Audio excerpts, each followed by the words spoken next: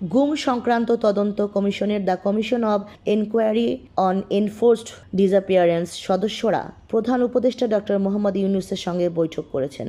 রোববার 19 জানুয়ারি বিকাল 5:30টায় রাষ্ট্রীয় অতিথি ভবন যমুনায় বৈঠকটি অনুষ্ঠিত হয়। বৈঠকে প্রধান উপদেষ্টাকে গুমের ঘটনায় তদন্তের অগ্রগতি জানিয়ে জয়েন্ট ইন্টারোগেশন সেল, যা আয়নাঘর নামে পরিচিতি পেয়েছে, সেগুলো পরিদর্শনের অনুরোধ জানিয়েছেন কমিশনের সদস্যরা। প্রধান উপদেষ্টা আয়নাঘর পরিদর্শন করলে গুমের শিকার ব্যক্তিরা আশ্বস্ত বোধ করবেন ও অভয় পাবেন বলে জানান তারা। বৈঠকে কয়েকটি গুমের ঘটনার নৃশংস বর্ণনাও প্রধান উপদেষ্টাকে জানিয়েছেন গুম সংক্রান্ত তদন্ত কমিশন।